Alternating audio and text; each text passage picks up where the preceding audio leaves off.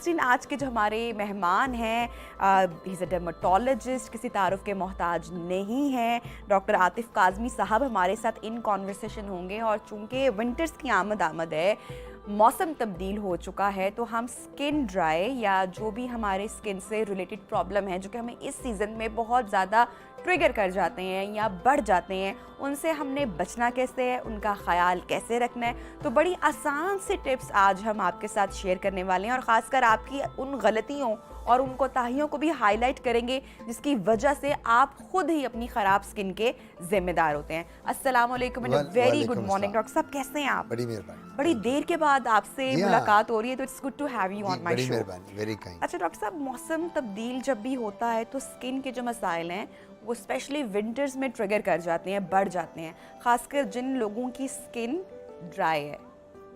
Reason उसकी ये है जी कि सर्दियों में पानी का इंटेक कम होता है, फ्लूइड इंटेक कम होता है, और हम लोग अक्सर क्या करते हैं कि जो लोग गर्मियों में 8 से 10 ग्लास 2-2 लीटर पानी पीते थे, 3-3, वो हार्डली 3-4 ग्लास पे आ जाती है।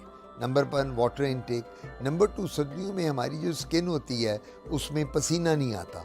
गर्मियों में क्योंकि हम स्वेट करते हैं, पसीने के साथ स्किन में हमारी तरोताज़गी रहती है, फ्रेश रहती है, तो गर्मियों में स्वेटिंग भी नहीं, सर्दियों में स्वेटिंग नहीं। हमने मोटे मोटे जर्सी पहन लेनी, कोट पहन लेने, वार्म रखना, हीटर के आगे बैठे हैं, तो वहाँ से स्किन किस तरह आपकी फिर सॉफ्ट और मॉइस्चराइज्ड हो। तो सबसे बड़ी बात तो ये है कि हमने करना क्या है अब इसको अपनी स्किन को मॉइस्ट करने के लिए। सबसे बड़ी मेरा तो यही एक मशवरा होगा अपने सुनने वालों को, देखने वालों को, वाटर इनटेक जो है मैक्सिमम रखें। ठीक है डॉक्टर साहब, कितना होना चाहिए जितना समर्स में होता है? नहीं, उतना समझ वाला तो पॉसिबल नहीं होता, क्योंकि ये है अबाउट 1 से 2 लीटर के करीब अगर हम पानी पी लें, 1.5 से 2 लीटर तो बहुत है दिन में, यानी सुबह दोपहर शाम सोने से पहले तक। और जूसेस, फ्रूट्स और मिल्क शेक्स, इनके साथ भी तरोताज़गी चेहरे पे आती है, स्किन पे। आपने जिस तरह कहा ना अपने ओपनिंग रिमार्क्स में कि जी चेहरा फ्रेश है और ये सुबह का शो है, हमारा चेहरा जैसा रिफ्लेक्ट करेगा सारा दिन वैसा, तो मैं अपने मरीज़ों को ये कहता होता हूँ जो स्किन के, मैं कहता हूँ अपने चेहरे को तरोताज़गी के लिए, फ्रेश रखने के लिए सबसे बड़ी बात है फ्रूट्स और जूसेस का इस्तेमाल ज़्यादा करें। ठीक है। सुबह के नाश्ते में योगर्ट लें, ठीक है, सुबह जूसेस लें, फ्रूट्स लें, और ये जो हम खाते हैं ना निहारी, सिरी पाई, हलवा पूरी डेली, ये नहीं खाएं जरूर, वंस अ वाइल। सर्दियों में ज़्यादा बढ़ जाएंगे ना ये नाश्ते, सर्दियों में चीज़ें बढ़ जाती हैं।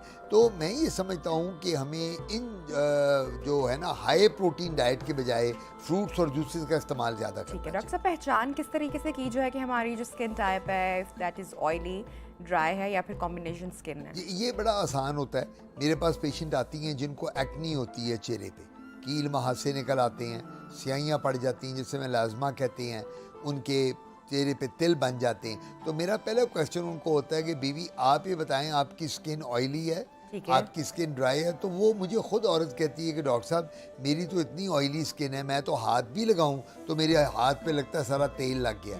ड्राई वाली कहती है डॉक्टर साहब मैं तो जब तक मॉइस्चराइज़र ना लगाऊं मैं ठीक नहीं होती।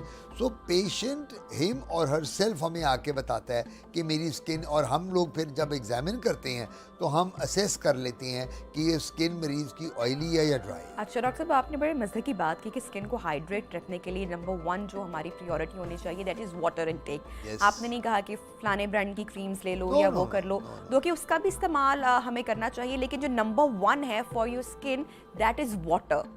देखिए अल्लाह ताला ने आपको क्यों ये नेमतों से नवाजा है। मेरे पास सब लोग आते हैं बच्चों को लेके क्लास 2-3 का, डॉक्टर साहब इसकी स्किन की कोई ग्लो नहीं है, इसकी ये नहीं। मैं कहता हूँ बेटा मैं अगर अभी से इनको क्रीमों पे, ऑइंटमेंट और ट्यूब पे लगा दूंगा एक क्लास 1 के बच्चे को या क्लास 2 के, तो मैं कहता हूँ कि ये तो फिर सारी उम्र इसी पे लगा रहेगा और इन दवाइयों के साइड इफ़ेक्ट भी होते हैं। तो मैं ये कहता होता हूँ नेचुरल अल्लाह ताला की नेमतें जो हैं जिनमें पानी बहुत इम्पॉर्टेंट है, फ्रूट्स और जूसेस हैं, मिल्क शेक्स हैं, दूध है, दही है, क्यों ना हम ये चीज़, सैलड्स हैं, सैलड्स बहुत अच्छी हैं, तो इन चीज़ों का जितना इस्तेमाल करेंगे आपकी स्किन फ्रेश। हाँ वो स्किन जो बहुत ड्राई है उसको हम फिर मॉइस्चराइज़र देते हैं। Moisturising cream, lotion, gel market में अवेलेबल हैं सारे ब्रांड्स के। वो हम मरीज़ को कहते हैं कि भाई रात को सोने से पहले एक दफ़ा पूरे चेहरे पे, बॉडी पे आप अपनी स्किन पे मॉइस्चराइजिंग क्रीम लगा लें, सुबह उठ के फिर एक दफ़ा लगा लें। लेकिन डॉक्टर साहब ये आपने बड़ी अजीब मुझे कमेंट लगा कि पेरेंट्स आपके पास आते हैं बच्चों को लेकर जो कि बहुत कम उम्र होते हैं और वो उनको भी मॉइस्चराइजर्स या चाहते हैं कि क्रीम्स वगैरह यूज़ करें। That is new for me. आप ये कहती हैं, मैं हैरान होता हूँ कई दफ़ा मैं तो उनकी माओं को ये जो औरतें हैं ना ये बहुत तंग करती हैं आके, मर्द नहीं करते। मैंने देखा आदमी लोग जो है ना ये बड़े sensible, I am sorry to say, sensible तो औरतें भी होती हैं, लेकिन औरतें बच्चों के मामले में इतनी सेंसिटिव हो जाती हैं ज़्यादा। डॉक्टर साहब मेरे बच्चे के बाल देखो, एक बाल वाइट आ गया। मैंने कहा बेबी मेरी बात सुने, अभी से इनको दवाइयाँ नहीं देनी, खुदा के लिए इन चीज़ों को ख्याल। कि मैंने कहा इनको मॉडलिंग करानी है, इनको शोबिज़ में डालना है। एक 5 साल की बच्ची, 8 साल का बच्चा, मैंने कहा गलत काम मत करें कि जी फलाने डॉक्टर ने तो हमें क्रीमें दी हुई हैं। मैंने कहा मैं किसी की बात नहीं करता, मैं अपनी बात कर रहा हूँ जो मेरे। देखिए ना, मुझे अब स्किन में मोर देन 40 ईयर्स हो गए हैं डर्मेटोलॉजी में, 45 years. My father was the founder of dermatology in Pakistan, doctor Ghulam Shabbir. Daddy ने शुरू किया, मैं गया, भाई बेटे सब स्किन में। अब बात सबसे बड़ी ये है, मैंने ये देखा है कि अगर आप छोटे बच्चों को उनकी ट्रीटमेंट दवाइयों से शुरू कर देंगे तो वो बच्चे ना ग्रो करेंगे, उनको कॉम्प्लिकेशंस होंगी, उनको साइड इफ़ेक्ट। तो मैं इन मदर्स को ये समझाता हूँ कि बाबा अपने बच्चों की डाइट का ख्याल करो, अपने बच्चों को डाइट। कि जी वो बच्चा बड़ा ज़िद्दी है, वो तो खाते ही कुछ नहीं, वो तो बर्गर पिज़्ज़े खाता है, शवारमी। मैंने कहा सारे बच्चे फास्ट फूड खाते हैं, लेकिन ये माँ का काम है। माँ किस लिए होती है? माँ बच्चा पैदा करके खाली उसको फेंकने के लिए नहीं होती। माँ का काम है पीछे भागती है बच्चों के, बेटा थोड़ा सा दूध पी लो, बेटा जिद कर रहे नहीं। फिर माँ क्या करती है, दूध में ओवल्टीन डाल दे, फिर माँ किसी तरह और कोई चक्कर करके। So this is how the mothers they should treat their children. बिल्कुल बिल्कुल, आप दुरुस्त फरमा रहे हैं। माँ को भी थोड़ा सा हर छोटी छोटी बात पे डॉक्टर के पास नहीं भागना चाहिए। और बच्चों को, और आई गेस कि इवन के एडल्ट एज में भी इतना ज़्यादा तो क्रीम्स वगैरह की ज़रूरत ही नहीं होती। आई स्टिल रिमेंबर कि जब मैं अपने स्कूल में थी, हाई स्कूल में थी, इवन इन कॉलेज लाइफ, इतनी अच्छी स्किन होती है कि उसको किसी मेकअप की या किसी मॉइस्चराइज़र की ज़रूरत ही नहीं होती। लेकिन हम खुद एक्सपेरिमेंट कर करके हमारे यहाँ डॉक्टर साहब रंग गोरा करने का रुझान, ट्रेंड बहुत ज़्यादा है। तो रंग गोरा करने के चक्कर में भी हम बहुत सारी क्रीम्स का, इवन जैसा कि माओं का आपने जिक्र किया, माएँ बहुत कॉन्शियस होती हैं कि बेटी का रंग टैन है तो इसको टाइमली कैसे निखारा जाए, कैसे बेहतर किया जाए, और उस चक्कर में मैं इसी बात से बात आगे करूँगा। मैं गोरे रंग की सवालों से तंग आ गया हूँ। जो आती है खातून, गोरा रंग कर दो, मेरी बेटी की शादी होने वाली है, गोरा कर दो, मेरा होने वाला दामाद बड़ा गोरा है, गोरा कर दो, इस लड़की की सास गोरी है, गोरा। अब ये एक ऑब्सेशन जो हो गया है गोरे रंग का, ये क्यों हम लोग इतने कॉम्प्लेक्स में पड़ गए हैं? अल्लाह ताला से शुक्र करें कि अल्लाह ताला ने आपको नॉर्मल किया। हज़रत अली का कॉल है कि जब भी अपने आप को कंपेयर करो तो अपने से नीचे वाले के साथ करो, अपने से ऊपर वाले के साथ मत करो। फिर आप अल्लाह की नेमत को देखें, फिर आप देखें कि खुदा ताला ने आपको नॉर्मल बनाया, अल्लाह ताला ने आपको चलता फिरता बनाया। अगर एक अपाहज है जो एक फ़कीर है, पैसे मांगता है, तो उससे कंपेयर करें अपने आप को। तो मैं ये कहूँगा ये गोरा रंग करने के साथ, क्योंकि हो ये रहा है, आप लोग जब ख़वातीन ज़्यादा, अब तो मर्द भी गोरा करते हैं, मर्द भी कॉस्मेटिक्स यूज़ करते हैं, ख़वातीन जो गोरा रंग करने वाली क्रीमें लगाती हैं इनमें स्टीरॉइड्स होते हैं, और स्टीरॉइड से चेहरे पे बाल आ जाते हैं, और स्टीरॉइड से चेहरे पे पिगमेंटेशन आ जाती है, तो वो गोरा रंग करते करते चेहरा बिल्कुल ख़राब हो जाता है। तो ये गोरा रंग जो अल्लाह ताला ने आपको जो रंग दिया है, इसका शुक्र अदा करें। और एक और बात बताऊं, ये जो गोरा रंग है इसमें स्किन कैंसर सबसे ज़्यादा होता है। गोरे रंग का डर है। अब let's say if you are a very fair person, जो आप हैं, आप अगर धूप में जाएं और खड़ी रहें 15 मिनट के लिए, आपके चेहरे पे एकदम रेडनेस शुरू हो जाएगी, इरिटेशन शुरू हो जाएगी।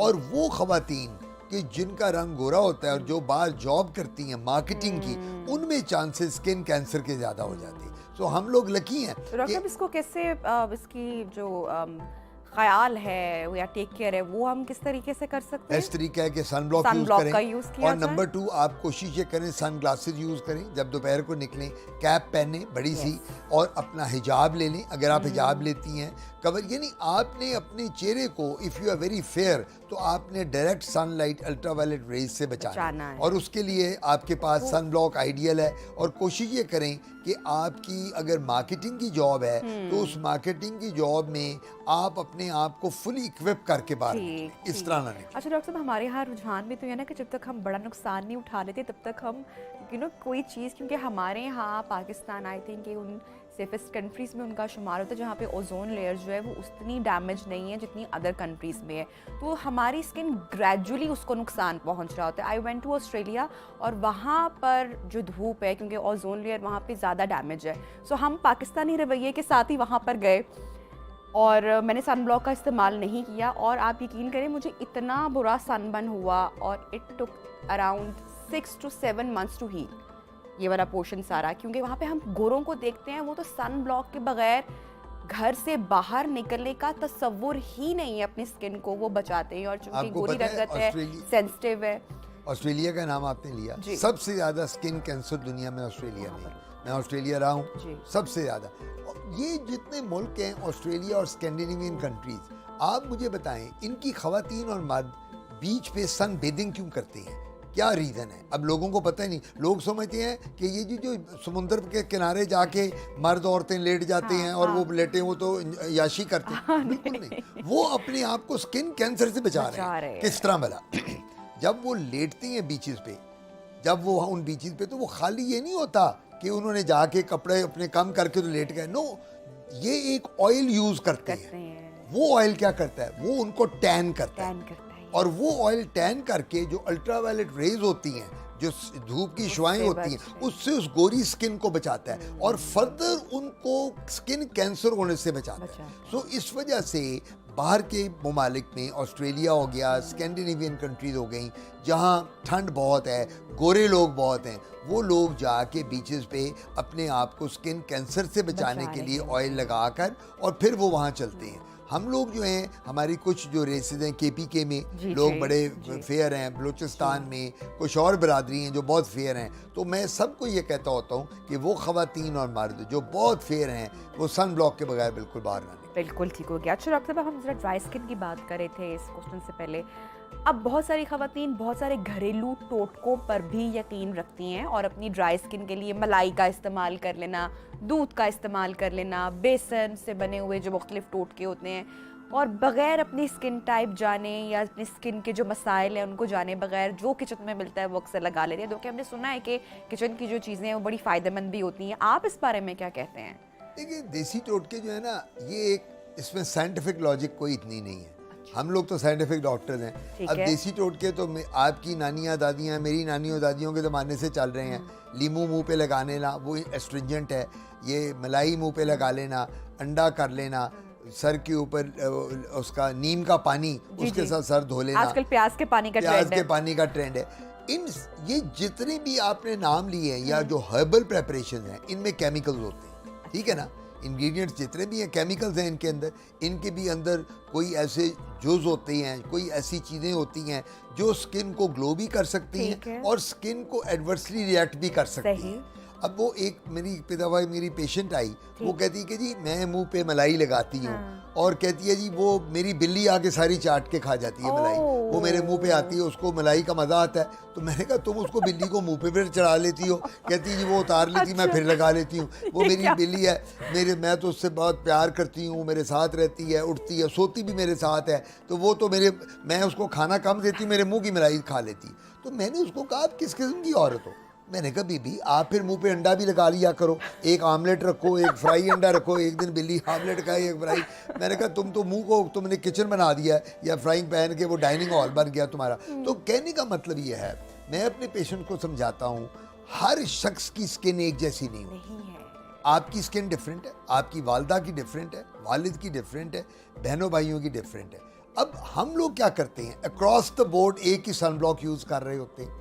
वो एक नुस्खा आ गया ना, पूरी फैमिली में वही ट्रैवल करेगा। अब आपकी कजन एक अमेरिका से आपके लिए फाउंडेशन क्रीम ले आती है, एक लिपस्टिक ले आती है, मस्कारा ले आती है, आई लाइनर ले आती है, रूज ले आती है। अब वो जो आप यूज करेंगी, आपकी बहन कहेगी मुझे भी दे दे, कहेगी ना? अच्छा, अब उसको हो सकता है वो कहे जी अमेरिका की कोई चीज ब्रांड आया हुआ है, लेकिन वो जरूरी नहीं है कि उसको भी सूट करे। उसको क्या पता पाकिस्तान की 300 रुपए वाली क्रीम सूट कर जाए और अमेरिका की ना करे। हम ब्रांडेड जूते पहनते हैं, ब्रांडेड चीज़ों को यूज़ करते हैं। कोई ज़रूरी नहीं है कि ब्रांड हमें पाकिस्तानी जो चीज़ें हैं लोकल मेड हैं वो हमें बड़ी सूट कर सकती हैं। अंडरस्टैंडिंग होनी चाहिए ना आपको इससे अपनी स्किन की। हमने वो करना है जो हमें सूट करे। करता है अब मैं ये हमेशा कहता हूँ अपने पेशेंट को, मेरे पास जितने ही आते हैं मर्द और औरतें आती हैं कि जी मैं स्किन को ये चाहता हूँ वो चाहता हूँ, मैंने कहा तुमने चाहना नहीं है, अल्लाह ताला ने जो तुम्हारी स्किन बना दी है उस स्किन के ऊपर हम उसको बेहतर कर सकते हैं। तुम अगर ये कहो कि जी मैं एक 40 साल की औरत को 20 साल का बना दूं, मैं बोटॉक्स भी करता हूं, मैं फिलर्स करता हूं, लेज़र करता हूं, मैं PRP करता हूं, थ्रेड, लेकिन मैं एक औरत 40 साल की 20 साल की नहीं बना सकता। मैं क्या कर सकता हूं? आप मेरे पास आती हैं, डॉक्टर आते, मेरी ये लाफिंग लाइंस हैं, मेरी ये क्रोज फीट हैं, मेरे यहाँ ये बढ़ गई हैं, झुर्रियाँ पड़ गई माथे पे, मैं कहूँगा बीबी आपको मैं बहुत बेहतर कर दूंगा, लेकिन मैं आपको 20 साल पुराना नहीं बना सकता। वो कोई तो आपको अपने पेशेंट के साथ बड़ा ऑनेस्ट फेयर होना पड़ता है, ऑनेस्ट होना चाहिए। ट्रू, बिल्कुल ठीक है। अच्छा डॉक्टर साहब, एक और मसले की तरफ मैं निशानदेही करना चाहूँगी और मैं उस पर आपकी रहनुमाई ज़रूर लेना चाहूँगी। जब बच्चा पैदा होता है और न्यू बॉर्न होता है, स्पेशली जो फर्स्ट 40 डेज़ होते हैं, मैं रिसेंटली किसी ग्रुप में पोस्ट पढ़ रही थी एंड अगैन जो मदर्स हैं, आपको पता है वो बड़ी कॉन्शियस होती हैं, उन्होंने एक सवाल किया और फिर आगे सब ख़वातीन ने अपनी सोच समझ के मुताबिक जवाब दी। जब बच्चा पैदा होता है तो उसके स्किन पे एक कंडीशन आती है, ड्राइनेस होती है, क्रडल कैप भी कहते हैं उसको, या छोटे छोटे पिंपल्स बन जाते हैं कि किसी बच्चे के सर पे, स्कैल्प पे ज़्यादा होती है, किसी की स्किन पे भी बढ़ जाती है। अब मैं देख रही थी कोई ऑलिव ऑयल यूज़ कर रहा है, कोई कोकोनट ऑयल यूज़ कर रहा है, कोई स्किन के लिए लोशन लगा रहा है, और न्यूबॉर्न बच्चे की स्किन पे तो किसी भी तरह का केमिकल या चीज़ें लगाना आप समझते हैं कि दुरुस्त है? क्या करना चाहिए, या उस कंडीशन को वैसे ही छोड़ देना चाहिए कुछ टाइम के लिए? बच्चा जब पैदा होता है ना, तो बच्चा पैदा हो के जो पेरेंट्स होते हैं उनके अलावा जो पेरेंट्स के माँ बाप होते हैं और बहन भाई पप्पो खाला चाचे, वो बच्चे पे इस तरह अटैक करते हैं सारे कि जिस तरह पता नहीं ये बच्चा 5 दिनों के लिए आया फिर इसने चले जाना है। भाई मैं मरीजों, अच्छा कई आके चीक्स को बच्चे की बड़ी खींचते हैं, कई आके किस इतना करेंगे, वो किस क्या करेंगे, पूरे दांत ही चबो देते हैं मुंह के। द पॉइंट इज आपने बच्चे की स्किन को छेड़ना नहीं है। अच्छा, अब जेनेटिक ये प्रॉब्लम्स हैं जो आपने क्रेडल कैप की बात की। एक बच्चा पैदा होता है, जो ही नर्स उसको डिलीवर करके लेके आती है कमरे में माँ के पास, उसके सर पे खुश्की जमी होती है, इसको क्रेडल कैप कहते हैं। इसका क्या मतलब है? जो सर की डैंड्रफ है, खुश्की है, उसके वालिद या वालदा को भी डैंड्रफ होगी। करेक्ट। ये जेनेटिक है, ये पेरेंट्स की तरफ से आता है। अच्छा, उन कुछ बच्चों का मुंह रेड होता है ज़्यादा, कुछ की ड्राइनेस होती है, ये सब चीज़ें जेनेटिक हैं। कोई दवाई की ज़रूरत नहीं है, खाली मॉइस्चराइजिंग लोशन या क्रीम यूज़ करें और एक बेबी शैम्पूज मिलते हैं, उससे बच्चे का सर धो लें, अल्लाह अल्लाह और खैर सब। कोई और स्टीरॉयड क्रीम नहीं यूज़ करनी चाहिए छोटे बच्चे की स्किन। ठीक है। अच्छा डॉक्टर साहब, ये तो बच्चों की भी बात हो गई और बड़ों की भी बात होगी। अब मैं ज़रा उन गलतियों को थोड़ा सा मैं चाहूँगी कि जैसे मैंने प्रोग्राम के आगाज़ में भी बोला कि हम आज इंडिकेट करेंगे, आपको बताएंगे कि कौन सी हम बड़ी मेजर गलतियाँ करते हैं कि हमारी स्किन जो है वो रिएक्ट कर जाती है, एक्ने हो जाती है, निशान पड़ जाते हैं। क्या ऐसा ख़वातीन यूजुअली कर रही होती हैं कि डैमेज करके फिर आपके पास जब आती हैं? जब आप कहती हैं कि मैं रातों रात मोनालिसा बन जाऊं, जब आप कहती हैं मैं एंजेलिना जोली बन जाऊं, जब आप कहती हैं कि मैं रात को वो औरत बन जाऊं जो दुनिया की हसीन तरीन औरत हो रातों रात, और जब आप क्रीमें और ट्यूबें लगाएंगी तो अगले दिन तो मियाँ भी नहीं पहचानेगा, ससुराल भी नहीं पहचानेगा। और ये वही होता है कि जिस तरह आप ब्यूटी पार्लर सैलून में जाती हैं, जब बाहर निकल के आती हैं तो घर वाले भी कहते हैं ये मेरी मामा तो नहीं है, ये तो कोई और थी। और जब आप नहा के मुंह धो के निकलती हैं फिर पता चलता है असली मामा तो अब बाहर निकली है। अच्छा, आई एम सॉरी, मैं ये बातें खुल के करता होता हूँ, मेरा मतलब मैं इसमें कोई किसी को एम्बेरस नहीं करता, मैं लेट डाउन नहीं करता, मेरा तो काम ही ख़वातीन के साथ है। मैं तो जब से डॉक्टर बना हूँ स्किन का, तो मैंने अपनी बीवी को पहले दिन कह दिया था, मेरी बीवी डॉक्टर नहीं है, कि भाई मेरा ख़वातीन के साथ रहता है काम, अगर तो तुम्हें शक करना है, मेरे पास तो आनी ख़वातीन है, तो फिर पहले ही मुझे बता दो। तो वो मकसद, क्योंकि मेरे पास तो जो भी औरत आती है मुझे गोरा, यही मसले मसाइल। अब होता ये है कि आप लोग जो ख़वातीन हैं, आप लोग जब कमेटी किटी पार्टीज़ पे जाती हैं तो वहाँ आप क्या करती हैं? आप एक दूसरे से डिस्कस करती हैं। एक आएगी, हाय तुम्हें क्या हो गया, तुम फलानी डॉक्टर के पास जाओ ना, वो तो मैंने बोटॉक्स ये देखो कराया, मैंने लेज़र। तुम कहोगी अच्छा मुझे नंबर दो, लो जी तुमने नंबर लिख लिया। हाय अच्छा तुम्हारी स्किन, लो मैं तुम्हें बताती हूँ, फलाना वो फाउंडेशन यूज़ करो, फलानी ब्यूटी सैलून पे देखो लेटेस्ट आया। ये कमेटी किटी पार्टी यही होता है ना, आप डिज़ाइनर बैग अपने रख लेती हैं एक दूसरे को दिखाने के लिए, लिए जूते डिज़ाइनर पहने, गुची के, एलवी के और अरमानी के, और फिर आप अपनी ये घड़ियाँ अपने रोलेक्स की पहनी। अच्छा, अब ये सारी आपकी शोशा होती है, और तो मर्द नहीं करते। हम लोग बड़े खुले दिल के, हम लोगों को इन चीज़ों का बहुत कम होते हैं, औरतों को शौक होता है इन चीज़ों का। अच्छा, अब फिर क्या होता है, अब आपका कंपटीशन होता है अपनी आपस में औरतों के साथ। अब आपकी ये एक सहेली वहाँ कह रही है, हाय तुमने ये नहीं किया, फलानी ब्यूटी सैलून पे जाओ, लेटेस्ट टेक्निक आई है, देखो तुम एक दफ़ा करा के तो देखो, तुम्हारा तो चेहरा ऐसा ग्लो करेगा, फूल बन के निकलोगी तुम। अच्छा, आप लोग क्या करते हो, आप लोग वहाँ चले जाते हो, ब्यूटी सैलून्स और पार्लर जो हैं उनके पास तो डर्मेटोलॉजिस्ट नहीं है ना, वो तो FABA पास बेचारी औरतें काम कर रही हैं सैलून में। अब वो अक्रॉस द बोर्ड एक ही स्ट्रिंजेंट यूज़ कर रही हैं, एक ही फेशियल यूज़ कर रही हैं, उनको नहीं पता कि स्किन की एपिडर्मिस क्या है, उनको नहीं पता स्किन के फंक्शन क्या है, उनको नहीं पता कि आपकी स्किन ऑयली है, आपकी स्किन मीडियम है, आपकी स्किन ड्राई है। वो क्या करती हैं, वो आपका बिल्कुल कर करा कर पैसे आपसे ले लेंगी, 50,000, 30,000, 40,000। ये manicure pedicure, even manicure pedicure के साथ फंगस होनी शुरू हो गई है। मेरे पास बहुत औरतें आ रही हैं, उनके नेल्स जितने हैं, मैं उनसे पूछता हूँ ये तुम्हें फंगस हुई है? डॉक्टर साहब मैं तो फलाने पार्लर से सैलून से मैनीक्योर पेडिक्योर करा रही हूँ। वो जो मैनीक्योर पेडिक्योर आप कराती हो, अगर वो भी वो खातून कर रही है जिसको खुद फंगस है हाथ और पाँव में, तो वो आपको देगी। इस वजह से you have to be very careful. बिल्कुल आप ठीक हैं डॉक्टर आतिफ, आपकी मैं काफ़ी बातों से एग्री करती हूँ, लेकिन ये जो थोड़ी सी इनसिक्योरिटी और शोशा की हमने बात की है ना, ये भी कई दफ़ा हमें मर्दों की जानिब से दी गई होती है। मैं यहाँ पे इस सेगमेंट को क्लोज करने से पहले ये मैसेज ज़रूर देना चाहूँगी, जो हमारे घर के मर्द हैं वो भी हमारी ख़वातीन को उनके जो एक्चुअल जो रूप है उसमें अप्रिशिएट करना सीखें, पसंद करना सीखें। उनको कोई इस तरह का कॉम्प्लीमेंट मत दें जिससे वो इनसिक्योरिटी फील करें, या उल्टे सीधे जाके जो प्रोसीजर्स हैं वो करवाएं और अपना बेड़ा गर्क करके आ जाएं। Thank you so much doctor. जी जी, मेरा खुद भी मैं मैरिड हूँ 40 ईयर से। मेरा मशवरा सब मैरिड बंदों को ये है, खुदा के लिए डेली 24 घंटे में से 12 घंटे बीवी की तारीफ करो, कभी तुम्हारे घर में मसला नहीं होगा। ये मैंने सुन लिया, मैं अपने सब भाइयों को कहूँगा, वो बेचारे मेरी तरह ही हैं जिस तरह मैं बेचारा हूँ, तो उनको ये चाहिए कि वो अपनी बीवी की क्या बाय तारीफ करें। ये हाय इतना अच्छा ड्रेस, ये कहाँ से तुमने लिया बंदे, तुम तो आज क्वीन लग रही हो। मैं कहता हूँ घर भी सही रहेगा, बच्चे भी सही रहेंगे, सुकून भी रहेगा, कभी झगड़ा नहीं होगा। बहुत